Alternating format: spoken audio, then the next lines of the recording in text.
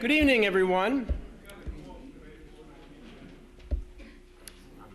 We'll begin the festivities tonight. My name is Paul O'Neill, and on behalf of Kingston's Buried Treasures, I'd like to welcome you to tonight's presentation of our monthly lecture series, and the subject of which couldn't be closer to home, the Senate House. In fact, the title for tonight's presentation is The Senate House, Cradle of the... Thank you, Hugh. No, it's the Senate House, Cradle of Democracy. And the Senate House has certainly been the cradle for our lecture series. Quite frankly, we wouldn't be here tonight without them. But the Senate House has been one of the focal points of our history from the very beginning. Located within the original portion of the stockade as laid out by Peter Stuyvesant in 1658, the Senate House has been the home for some of our most celebrated denizens. Our history has been written within its walls. And we're most fortunate tonight to have as our presenters two of the people who make this place, which is the oldest public building in the United States, such a special place.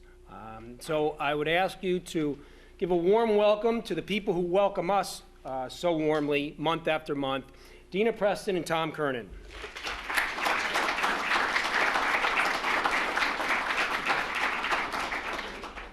Thank you. As Paul said, I'm Deanna. I've been working here at Senate House for almost 16 years, and I'm not from the area originally. And one of the things that has struck me over the years that I've lived and worked in Kingston is how passionate Kingston is about its history. And I think Senate House is just one example of how excited people are. Just talking to some of you this evening about the long time that these lectures have been going on and the exhibits in the museum. So I hope you'll enjoy tonight's presentation. I'm going to talk about the building of the house up to New York State purchase of the house in the 1880s. And as Paul said, Senate House has been called the oldest public building in America. One of the last private owners to live in the house actually was the very first person to call it the oldest public building in America. And it was always a private home. Even when the senators were meeting here, it was still a private home owned and occupied by Abraham Van Gaspeek. But I think its primary function was as a family home. The senators met here. They only were here for about a month. But certainly what they did was very was groundbreaking and certainly a strike for the freedom of the country. But it started out, as I said, as a family home. Thomas Chambers, as you know, was the first person who got credit for establishing Kingston. He was living in the colony of Rensselaerswyck, which is present-day Albany and Rensselaer counties, and he didn't like all the rules and regulations that were up there. Excuse me. So he and some of his cronies decided to come down. They actually purchased land from the Native Americans, and they were living on scattered farms all around, and the relationship between the colonists and the Esopus Indians was not the greatest. There was a lot of tension. The colonists were told, don't trade guns and alcohol to the Native Americans. But the profit was too great, so a lot of people, including Thomas Chambers, ignored that and sold guns and alcohol to the Native Americans. But eventually, they finally said to Governor Stuyvesant, you've got to do something. And he said, well, you have a choice. When there's trouble with the Native Americans here, you can go up to Albany, you can go down to New York, or you can build yourself a stockade. 3 weeks later, they had themselves a stockade. It wasn't very large, and it was expanded a few times. And in 1676, Wessel Ten Broek built a house on the northeast corner of the stockade. It was the Senate House. It looked completely different from the image on the screen that you see. More than likely, it was wooden, with the gable end facing the street, which is present-day Clinton Avenue. And the front part that everyone saw as they went by was probably brick. The rest of the house was wooden. No one saw that part. Everybody walking by the house would see that it was brick, think, wow, these people are doing pretty good. They can afford to build a brick home. And so it took probably another 70 years before the house became reconstructed in the stone. But originally it was a one-room house that Wessel Ten Broek built. He and his wife had 11 children, 8 survived to adulthood. And it was their family home. It was built in 3 different levels. Make sure I do this right. It was built in 3 different levels which was very traditional for the Dutch. Okay. The original part of the house is right here. It's marked B1 on this. I don't know how well y'all can see it, but it's marked B1. This is actually the basement plan. So the house was built in 3 different levels. The ground floor level was used for day-to-day living. The kitchen more than likely was located in the basement, and we do have a kitchen or a fireplace in the basement. And the second floor was probably more than likely a half of a floor where an adult might not be able to stand up straight, but it was used for additional sleeping and storage space, so that really didn't matter. And it served very comfortably as a stone house, or as a family home for Wessel ten Broek. And when he passed away, the house went to one of his sons, Wessel ten Broek Jr. And when he died, the house went to his brother, Johannes. And Johannes ended up buying out all his brothers and sisters' portion in the house. So Johannes is the one, around 1730, made some additions and changes to the house. So by 1730, he had the house with this original portion, and then he added on this wing to the north, and probably built a detached kitchen in the rear of it. So effectively, he doubled the size of the house. Originally, the house was about 20 by 25 feet. And so Johannes added this on this section here and the original kitchen. He had the money to do it. Slightly larger family. You could spread out and have specialized rooms for specialized tasks where you necessarily would not want to entertain in the kitchen area or in a sleeping area. You now had another room where you could perhaps use it for entertainment, for business purposes. Johannes's daughter, Sarah ten Broek, married a gentleman by the name of Abraham van Gasbeek. And it is actually through Sarah that Abraham van Gasbeek comes to live in the house. And I want to take some time and talk about the Van Gasbeek family, because they really had a long history and a very important history, not just in the house, but in Kingston as well. When Thomas Chambers died in 1694, he left his estate, Foxhall Manor, he left the manor house, and he left his mills to his stepson, Abraham van Gasbeek, on the condition that Abraham take the name Chambers, because when Thomas Chambers married the widow Van Gasbeek, they did not have children of their own. He just had stepchildren. So he made a condition that Abraham van Gasbeek had to take the name of Chambers in order to get his stepfather's estate. So Abraham took the name of Chambers. We don't know how long he kept it, but eventually he did drop it away. And he's Abraham van Gasbeek Chambers. Now there's a couple generations of Abraham van Gasbeek, so I'm just going to call him Abraham Chambers. And Abraham Chambers had several brothers and sisters, and they took over the property that their stepfather had. And they had a tradition of growing wheat on family-owned farms, milling it in family-owned grist mills, and sending it down to New York City on family-owned sloops, so all the money would stay in the family. They realized that if it was broken up between Abraham Chambers and his 5 brothers and 3 sisters, that chances are the family would not be as well off financially as they eventually did become. Abraham Chambers and his brothers, among them, the 5 of them, owned 14 slaves. Now, there were people in town who had more slaves. There were people in town who had fewer slaves, but most people in town did not have slaves. So having slaves in the family, and we think Abraham probably had about 5 in his own household, was an indication of how well he was doing on his farm.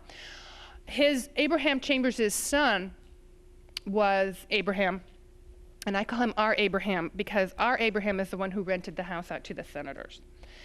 So Abraham Chambers, the father, was a justice of the peace in Kingston. He was able to hear criminal and civil court cases that occurred on the Foxhall Manor estate. He was also an officer in the county militia. So he held a prominent position financially, militarily, and politically. And that tradition certainly passed on to his son, our Abraham. Our Abraham was trained as a sloop captain. And it was he that would take the ground flour down to New York City. It was destined for the West Indies and Europe. And he would also take orders from local Kingston residents who couldn't get goods from New York City unless they went through Abraham. They couldn't get it very easily on their own here in Kingston. So they went to Abraham and said, look, I hear you're going to New York. Can you get me the following list? And he said, sure. So he started that. And, excuse me. And eventually, our Abraham married a woman by the name of Sarah. And they had 3 children. Only one survived to complete adulthood. And we're not really sure when Abraham and Sarah started to live in Senate House. We think they were there by the 1750s because Abraham added this space onto the house to the south. This is the actual room that the senators ended up renting. But for now, it's just the south room. So by the time Abraham was living here in the 1760s, the house consisted of this room, this room, this room, and the detached kitchen. So it was quite a substantial house. And I've often thought over the years that Wessel ten Broeck probably would have no recognition of the house because when he built it, it was just this space right here. But Abraham Van Gaspee, yes, there have been changes that have been made to it, and Tom will talk a little bit more about that. But it's the same footprint from about the 1770s, which is our real important date. And I think our Abraham would probably have a fairly good idea of the layout of the house. But our Abraham, as I said, was trained as a sloop captain. So when he brought the goods up to Kingston, we think this room was added on to be used as his store. If you've ever been on a tour at Senate House, it has a separate entrance right here. We take visitors in through here.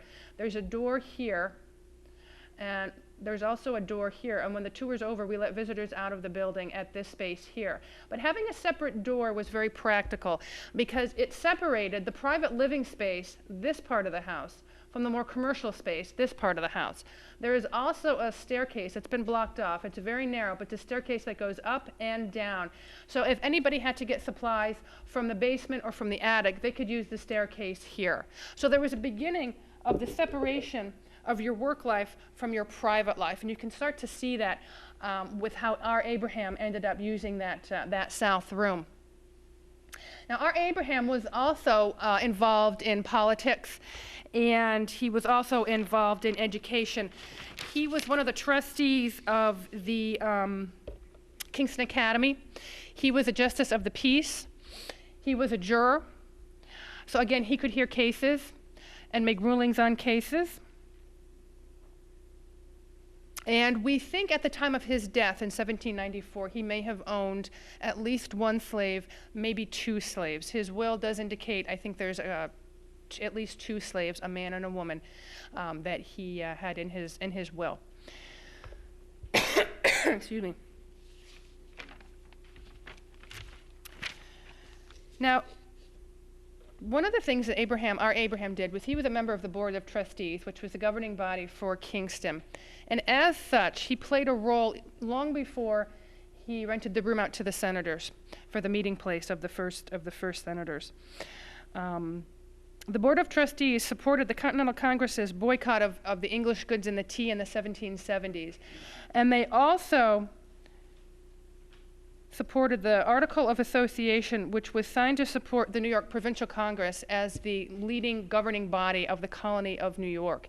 So Abraham always felt that there was an opportunity to break away from England and to support the formation of a new New York State government. When Abraham's son Peter became an adult, he joined the army.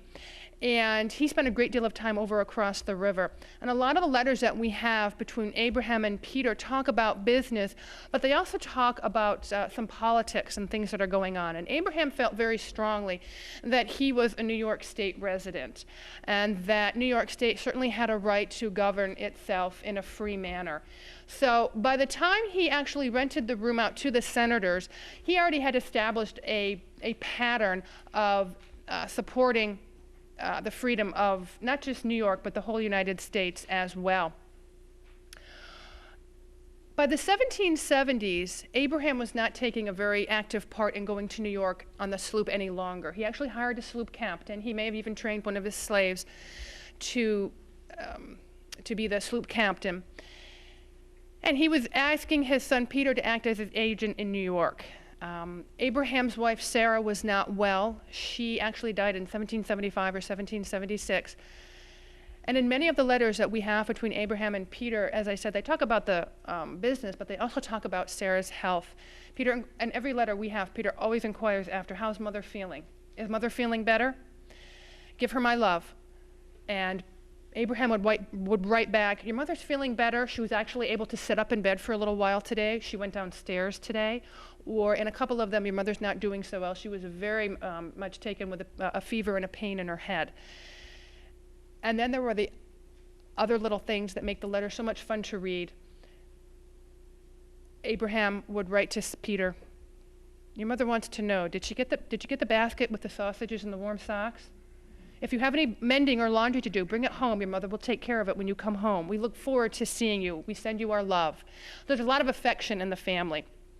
And after Sarah passed away, Abraham also lost his daughter and granddaughter. His daughter died in childbirth, and the child died 1 month later. So Abraham was effectively by himself, and more than likely was probably living in this end of the house. It's a large room. It's got, obviously, a fireplace.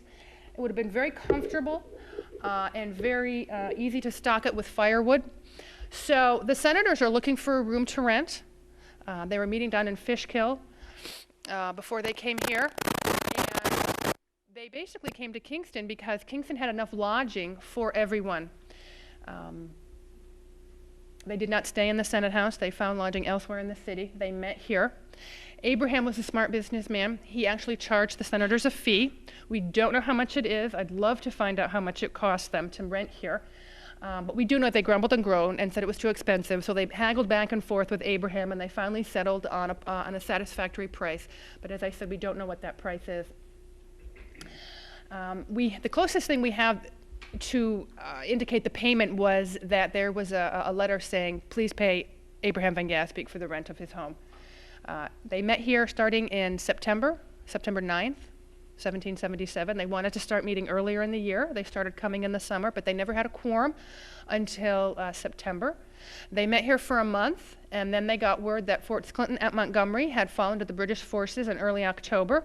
And when that news finally hit Kingston, everybody in town realized we are literally next in the line of fire. So everybody left town. Abraham left town. The senators left town. Everybody fled. When the British came up and burned Kingston, Senate House was also burned. We're not really sure how bad the damage was. We figure by that time the original pan-tile roof was long gone, and it was probably wooden shingles by 1777, so that was probably destroyed. And then the rest of the damage was confined to the interior of the house. And if you go into the house today, you can look around, and the floorboards are very, very wide, and there was some dendrochronology done in the 1970s that indicated the wood probably came from the 1780s, definitely after the burning of Kingston. So it was thought that perhaps somebody had a stockpile of wood, and after the house was burned, hey, we have some wood, do you need it? There was a lot of neighborly helping and sharing after the burning, and we figured that might account for some of the wood being after the burning of Kingston. Excuse me. Our Abraham died in 1794. Peter survived his father by just 3 years. He was married by that time. When our Abraham died, he left the house not to Peter. Peter was not a great businessman. He left the house to his niece, Sarah, who ended up marrying Peter. So Peter got the house anyway. We have a wonderful group of 2 letters written to Peter in the 1790s, and he owed money to everybody. And one of his creditors wrote a letter, and it said very nicely, your payment is due, please send to me as soon as you can. And that was in November of one year. The following March, there's another letter that said, for God's sake, man, pay me the money that you owe me. And I just love those 2 letters back to back. So Peter was not a good businessman. Peter and Sarah had one daughter. Her name was Sarah, and she was only 6 months old when her father died. So after Peter died, Sarah and daughter Sarah were living in the house. Now we know in the 1790s, as late 1790s, early 1800s, the house was rented out for a variety of reasons. It was rented out to a gentleman, and his name escapes me right at this second, who became the minister, a minister to France, and he put the first marble fireplace in Kingston, over in the Senate House. It was also in the 1820s, I believe, there was an article, or excuse me, a advertisement in one of the local newspapers for a women's school or a girls' school at the Van Gaspeak House. And it was just for girls. They were taught chemistry, biology, reading, writing, rhetoric, painting, and sewing. Sarah and her daughter Sarah left the house for a while. We don't know why, but probably by the 1830s, 1840s, they came back. Sarah, the mother, had passed away, so daughter Sarah was living in the house. And she had no brothers and sisters. She had some cousins.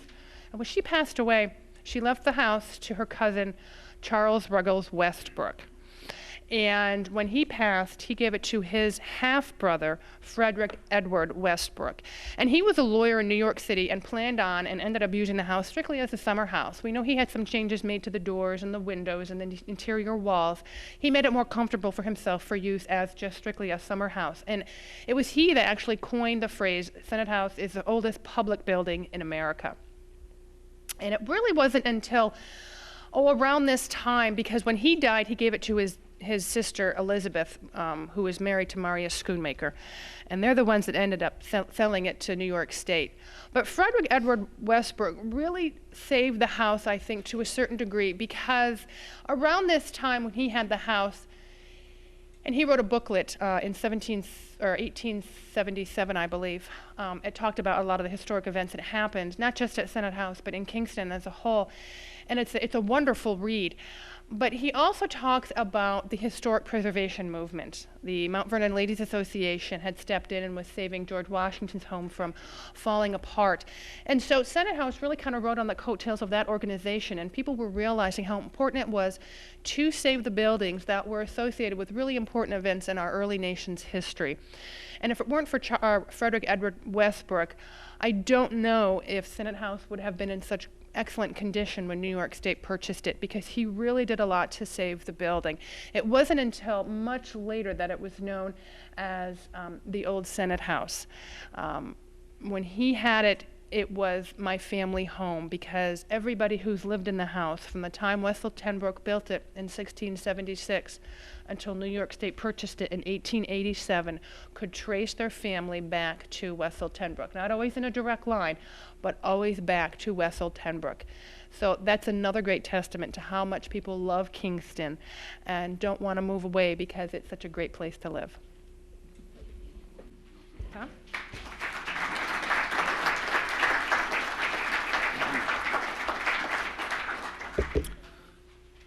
Okay, well, Deanna just explained the early part of the history of Senate House, and I'm going to pick it up from state acquisition up to today. And before I left my home this morning, I said to my wife, or reminded her, I have to do a program tonight, and she reminded me, well, don't be winded. So I guarantee, got my phone here so I can keep trying. After 27 years of presenting programs, I've learned 3 things to being a good presenter: be accurate, be brief, and be gone. So.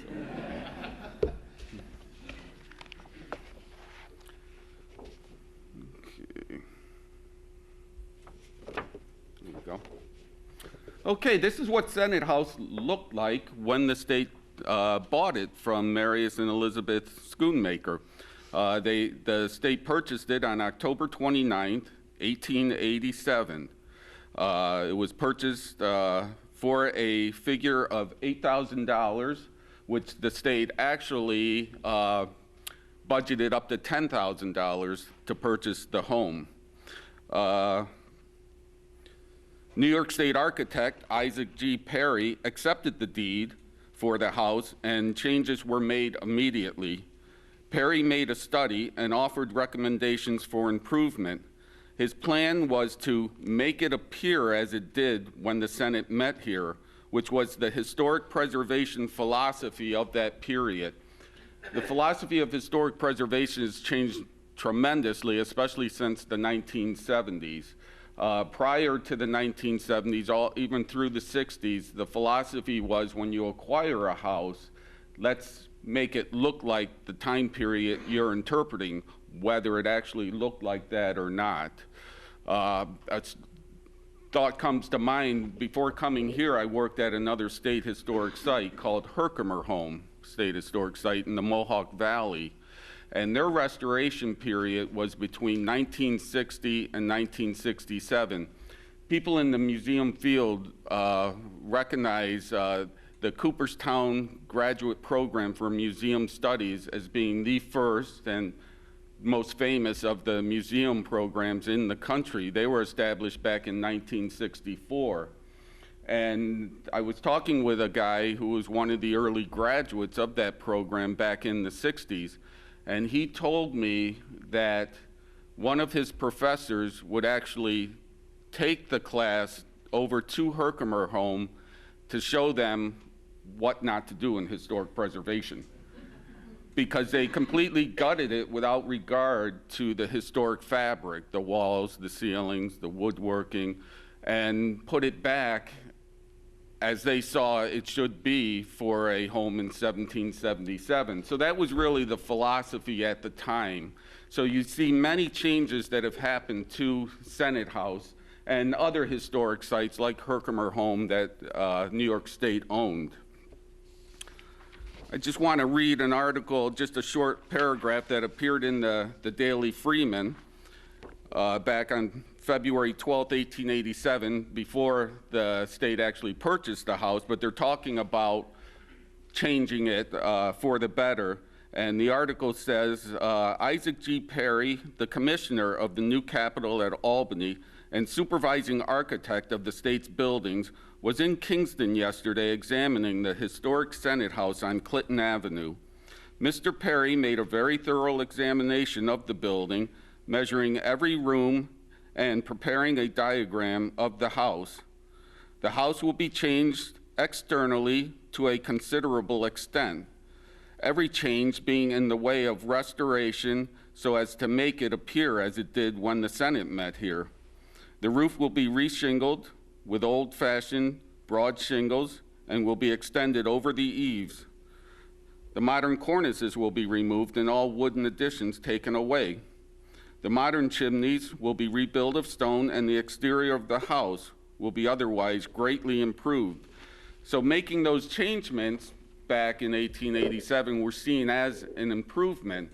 Today, it's probably on completely opposite ends of the spectrum what is proper historic preservation of a house like Senate House. But many restorations or changes were made to the Senate House. There was actually two periods, restoration periods. The one post 1887, right after New York State took over the property, and then the 1948 to 1962 restoration period, which was even more extensive, especially on the interior of the house. You see this section here, this was removed shortly after 1887 by New York State.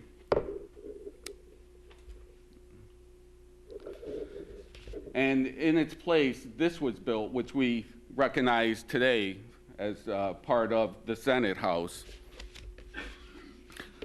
The reason for this is that if the Senate House was going to be a public building open to the public, there needed to be room for a caretaker to live in. So this addition that was added after 1887 was living space for the schoonmakers, who were the first caretakers of Senate House.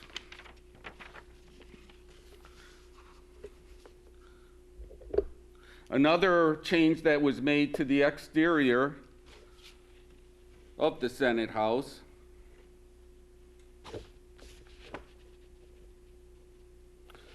you see this porch here on the south side.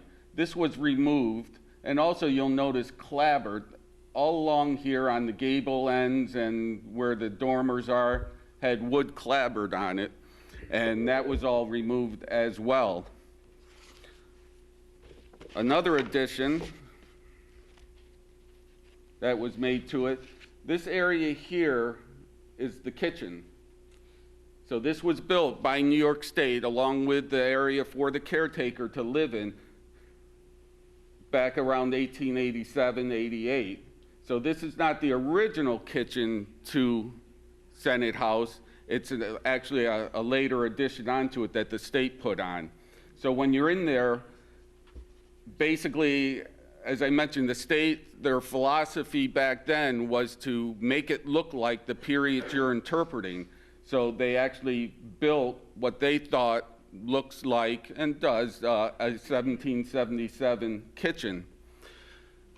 It just reminds me of a story when I worked at Herkimer Home, because there's very similar, although they were even more extensive at Herkimer Home with the restoration, tearing out the historic fabric. They basically gutted it and rebuilt it the way they thought it should look. So I'm sure if General Herkimer came back today, he probably wouldn't recognize the inside of the building. But my predecessor, well, while they were doing it, they had to rebuild the fireplace in the kitchen, the cooking fireplace. And unfortunately, they actually rebuilt it with modern bricks, so it doesn't look all that old. But they also thought back in the 60s that it would be nice if the fireplace also had a beehive oven with it, even though the original did not. So they built a beehive oven next to the fireplace that was very, very, very undersized for a beehive oven. My predecessor, I was talking to him, we were in the kitchen, and he was telling me a story of taking a gentleman around on a tour of Herkimer Home. And when they got to the kitchen, the gentleman immediately made a comment, well, that beehive oven is so small you can't even bake a cookie in it. Well, my predecessor said, just to prove him wrong, he was able to bake a cookie in it. So some of these things weren't done quite to the standards that we would see today. Thanks to the Cooperstown Graduate Program for Museum Studies that really kicked off the professionalization of historic sites and the museum profession. Today, we have programs all around the country, and it's really, Cooperstown led the way in establishing that back in 1964. So we've come a long way when it comes to historic preservation. So basically, this area you see here, this is the kitchen, this is the caretaker's cottage, or well, caretaker's living space, was all added by New York State after they acquired it in 1887.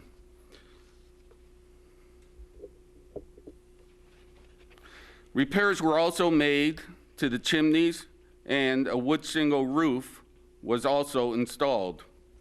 I just want to mention one of Senate House's earliest advocate. His name was Judge Alfonso T. Clearwater. He was president of the Board of Trustees of the Senate House Association from 1887 to 1933. So he was there from the very beginning of state acquisition. Judge Clearwater fought to get things done for the benefit of Senate House and credits himself with convincing New York to purchase the Senate House. One of his attempts in trying to get lighting for the Senate House grounds, Judge Clearwater appealed to the American Gas Company, and he writes in a letter, the city always has refused, and this is in 1916, the city always has refused to light the grounds, claiming the state should do it. The state, in turn, thinks it is the duty of the city to do this, with result that the grounds are not lighted, and at night are the resort of desolate persons, and in the morning an interesting harvest of forgotten lingerie, beer bottles, and whiskey flaxes is garnered by the custodian. 100 years later, our grounds are completely lit, and we still have that same problem, as Judge Clearwater said, as he so eloquently put it, interesting harvest of lingerie, beer bottles, and whiskey flax. We find them all the time on the property.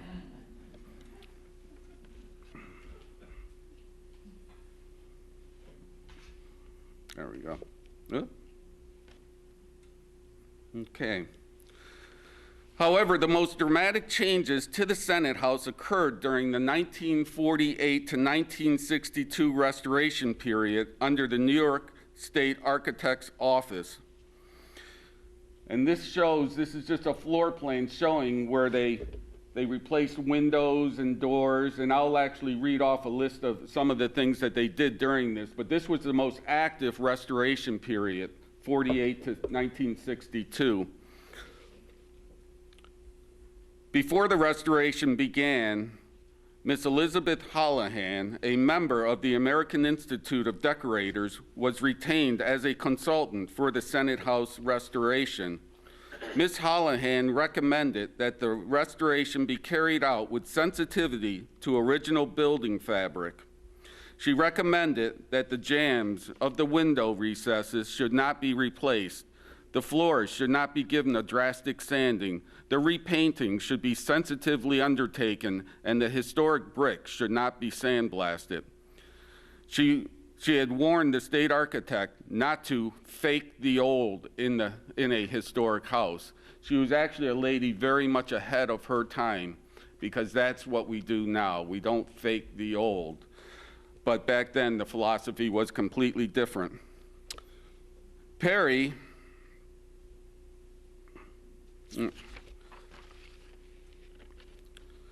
not heeding her advice, the state went ahead and made several changes to Senate House. Some of the changes that were made during this period include sandblasting of the west exterior brick wall, which she recommended against, replacing all existing window sash and glass, with the exception of the 2/4 circle windows in room 208. They were replaced by modern sash and modern wavy glass. All existing shutters were removed and replaced by modern shutters. An exterior door at the rear of the Senate room was removed and replaced by a window. Various interior doors were installed, rehung, or permanently closed off. An early narrow stairway from the first to second floor in room 103 was removed. Wooden boxing was removed from the exposed second floor joists, and plaster on metal lath ceilings were installed. Some of the existing wood plank floor of the first floor rooms was heavily sanded with power equipment. Samples of paint from some of the rooms were investigated. However, no report analyzing the original paint colors or chemistry or the sequence of paint has been located. So basically, they did the opposite of what she was recommending. Even though she was an advisor for the restoration of the Senate House. So today, the Senate House is a mixture of 17th, 18th, 19th, and 20th century fabric. The Senate House today is open for tours to the public. We're open from mid-April through October, where visitors can learn about the history of the house and its historical importance in New York State history. But the Senate House State Historic Site is more than just the Senate House itself. We have several buildings on the site, and in 1927, in response to the 150th anniversary, or also known as the sesquicentennial, of the Revolution and the burning of Kingston, a major undertaking got underway with the building of the Senate House Museum on property already owned by New York State.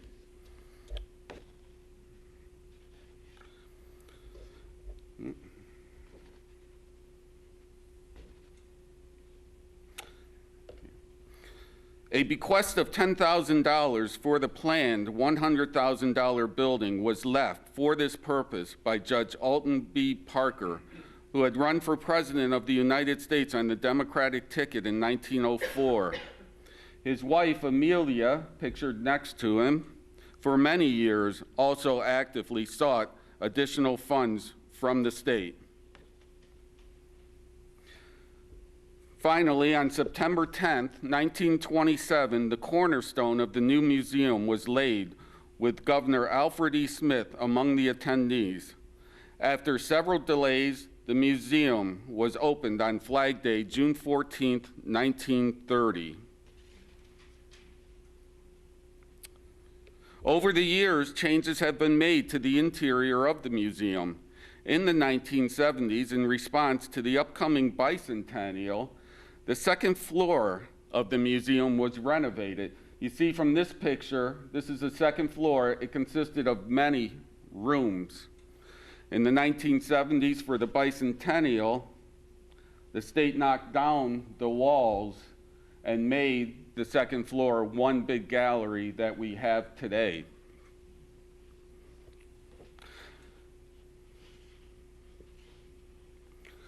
Today, the museum continues to welcome visitors from around the country and around the world, and is currently undergoing an extensive revamping of the galleries to offer visitors new, exciting, and state-of-the-art exhibits.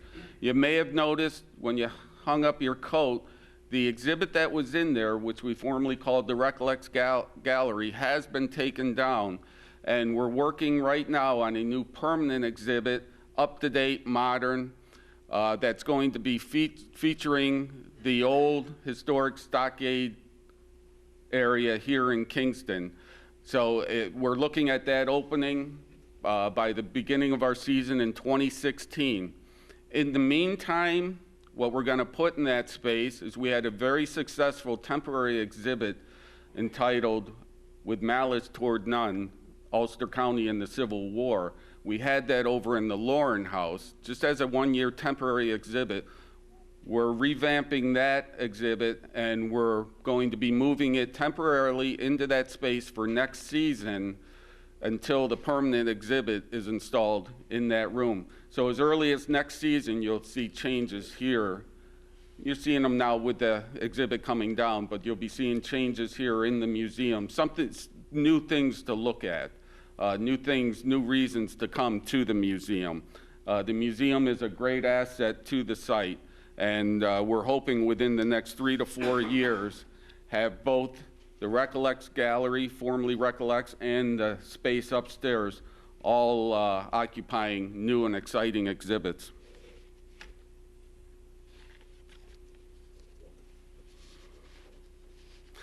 In 1968, New York State added to the Senate House site with the purchase of the Lauren House at 296 Fair Street. The Lauren House, built around 1872, is a classic example of Italianate architecture, designed by Poughkeepsie architect John A. Wood for Dr. Robert Lauren, a Civil War surgeon and prominent Kingston physician.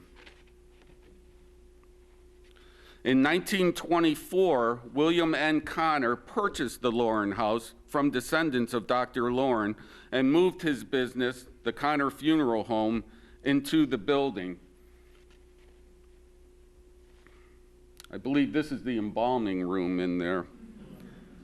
In October 1968, the New York State Historic Trust purchased the Lauren House from Harry Barnhart and George Schroeder, then partners in the funeral home. They were allowed to continue their business in the building for 1 year. Today, the Lauren House houses the site's offices. The site's offices, collection storage, galleries for temporary exhibits, and is the location for the site's annual Christmas open house sponsored by the Friends of Senate House each December. This is a photo of the Civil War exhibit that we had just recently over in the Lauren House.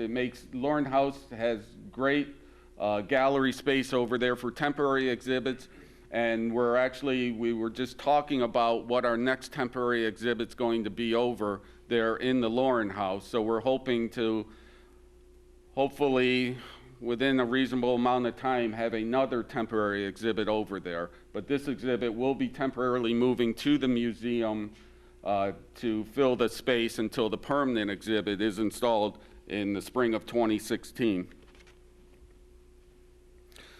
Next to the Lauren House is the carriage barn that served to house the horse-drawn vehicles for Dr. Lauren and his family, and later the hearses for the Connor Funeral Home. Today, this building is known as the Yorker Barn and houses the site's maintenance equipment. There is also a small shed that's located on the property and is used for additional storage. Across the street from the site on Clinton Ave is the Abraham Mastan house that is also part of the site. This is a two-story federal-style building built probably, I would estimate, in the early 1820s. Being federal-style, the popularity time period for that roughly ran from 1790 to 1830. You didn't really see federal prior to 1790, and you really didn't see a lot of it being built after 1830 because then the main architectural style became Greek Revival.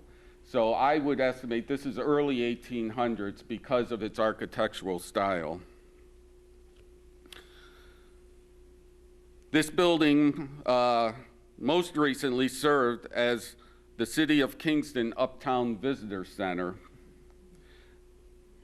Also, part of the site and adjacent to the Mastan house is a parking lot which formerly housed a gas station. So that is now the parking lot, our second parking lot on the other side of Clinton Ave. Also, part of the Senate House site, the property, is this strip of land you see here along Fair Street, alongside of the Artel building. The Artel building is not part of our property, it's privately owned, but we do own this strip of land. And along this strip of land, along Fair Street, were businesses. And you can see this is a barber shop, I think, yeah, barber shop. But this back here is the Artel building.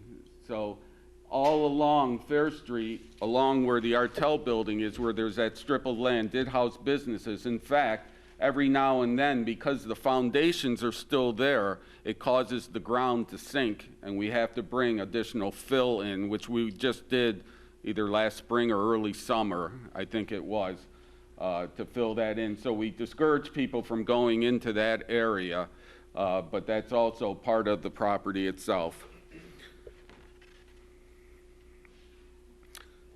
Today, Senate House State Historic Site includes 6 buildings, 2 parking lots, and 3.1 acres of land. The grounds are open to the public daily from dawn to dusk and is host to many activities throughout the year. From special events, private functions, picnicking, the Senate House serves as an important historic and recreational spot in the heart of uptown Kingston. This shows the Lauren House. They're all marked: Museum Building, Senate House. This is the area where the shed is. Over here would be the carriage barn. They're just not darkened in like the other ones.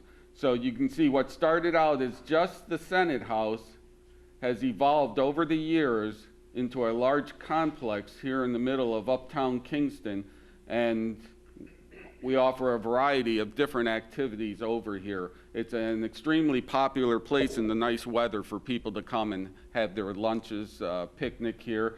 We also rent the grounds out for special events, and we have a number of special events that we sponsor during our operating season, and even after with the upcoming Christmas that we have.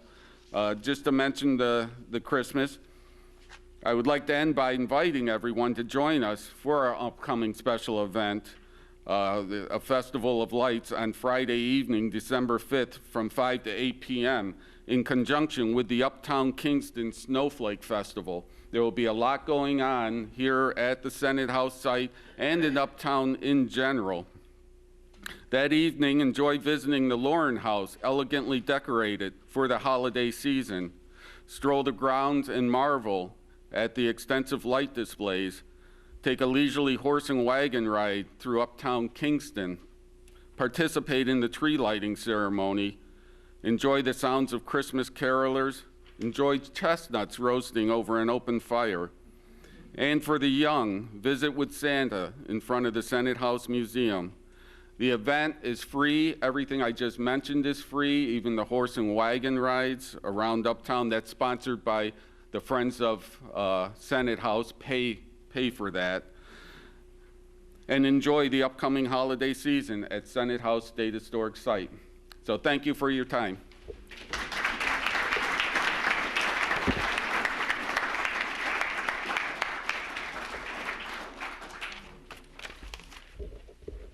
Do we have any questions for Tom and Deanna? And if we do, I'll just ask. I'll bring the microphone over to you. How many senators were at the Senate House when they met? Tom and Deanna? I'm sorry. The question is, how many senators were appeared at the Senate House when they met here? There were actually 24 men elected to the Senate for the month that they met here, depending on what day you look at, anywhere between 13 and 17. So they always had a quorum, and they never had all 24.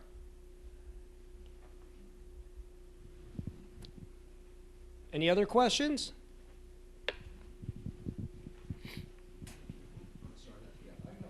Did they ever do any archaeological digs? I'll bring the microphone. I was wondering about the period when the roof was copper and why it was changed back to wood. I think the copper roof was taken off in 1975, I believe. And I think they took it off because they wanted it to be more accurate as to what was here in 1777 and put the shingle roof on. We had a new shingle roof put on, I'd say maybe 10 years ago. It's cedar, and on a humid day in the summertime, it smells like a bird cage over in the Senate House. Yes. Did they ever do any archaeological digs? You know? Yes, they have done some rather extensive archaeological digs. What did they find? They found a lot of building material, a lot of chips of limestone, pan-tile roof bits, a lot of ceramics. Some of the ceramics they found were really interesting. They found evidence of a very common, everyday type of ceramics, and it just moved up the ladder to the finer things. So there were some fine things. So the Van Gaspik, Tenbroek occupation of the house, they were probably doing fairly well financially because they could afford to import the finer ceramics. And they found evidence of some of the food that was eaten, bones and shells and things like that. A lot of pork, a lot of fish. So, just a few feet underneath. Any other questions?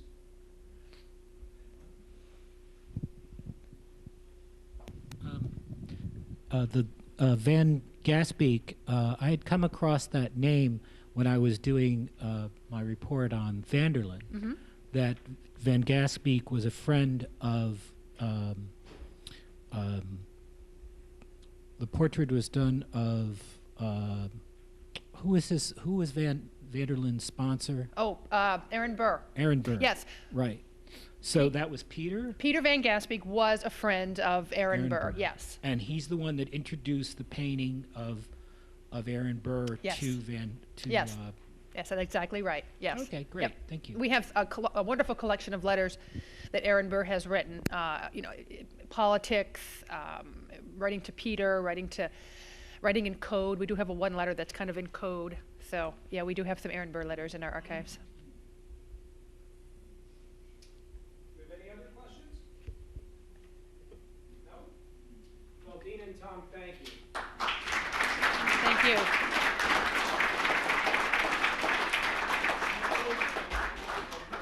And we really need to thank Deanna and Tom and everybody here at the Senate House for everything that they've done for us. As I said in the beginning, we would not be here today if it were not for them. They opened up the Senate House to us from day one. They have when the season is over and they're closed, they open up. They staff it. They put out everything for us each and every day. So again, we want to thank you for making this possible. And I'll tell you, they have been absolutely wonderful from the start. It really has been a special partnership. But when you talk about the Senate House, it's almost a 6 degrees of separation. When you look back at the history of Kingston, almost everything is tied in somehow with the Senate House. When Deanna's talking about Thomas Chambers, who was actually our first subject of Kingston's buried treasures, and he's considered the first settler of Kingston. Wessel Tenbroek, the builder of the Senate House, married Thomas Chambers' widow, who was of the Van Gaspik. You have Frederick Westbrook, who was one of the last residents of the Senate House, had written, as Deanna said, a little history on the courthouse, on the Senate House, and he maintains that John Jay stayed in the Senate House while he was here for the Constitutional Convention, and may well have wrote at least portions of the New York State Constitution while residing in the Senate House. Now, in all fairness, I've never seen that anywhere else besides Frederick Westbrook's statements, but it's interesting to think if that could have happened. Sarah Van Gasbeck's sister married Dumont and became part of the Dumont family. John Dumont was the owner of Sojourner Truth at the time that she ran away. So when you look at certainly our subjects that we've featured here in this lecture series, very few are not affiliated in some way or another with the Senate House. And again, I was just thinking on the way over here, how many of our subjects that we've had have an affiliation with it? And these are a few. Frederick Westbrook was related to Cornelius Westbrook, who was the lieutenant colonel of the Ulster 120th, took over the actual day-to-day command when George Sharp left to form the Bureau of Military Information. I believe he was part of the 20th, the original 20th, on their first 90-day term of service under George Pratt. Alton Parker, as we see, I thought that he was one of the few who did not have an affiliation with the Senate House. He did. John Vanderlyn. You know, it's just an amazing place. It's always been an amazing place, and thanks to Tom and Deanna and everybody who works here, it always will be an amazing place. So again, we thank you for doing the presentation tonight, and we again thank you for everything you do to make this possible. I do want to tell everybody about our upcoming talks. Next month, December 12th, ordinarily we're the third Friday of the month. Next month, due to the holidays, we are actually going to be the second Friday. Anna Brett, who I'm sure many people are familiar with. Anna has been a lifetime Kingston educator. She's a member of the SUNY Ulster Trustee Board. She is going to speak about the 100th anniversary of Kingston High School. Their subject of that is Educating Kingston, the Spark That Ignited a Future. We've had quite a history with the Kingston High School.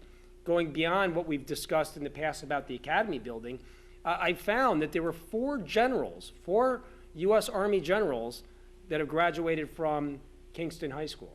Which is pretty amazing, pretty amazing. So that will be our December feature, and on January 16th, 2015, the subject will be John Jay, founding neighbor. And our presenter is going to be Professor Ray Raymond. And Ray, he's a director of the Institute of Constitutional Studies at SUNY Ulster. He has taught at West Point, Annapolis.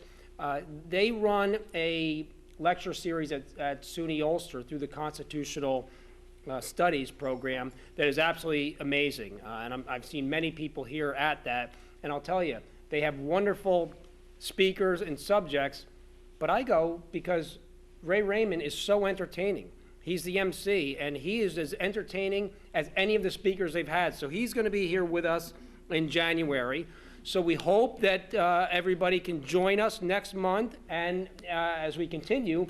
And we also would like to thank all the people, again, besides for Tom and Deanna and everybody who's part of the Senate House, who make this possible.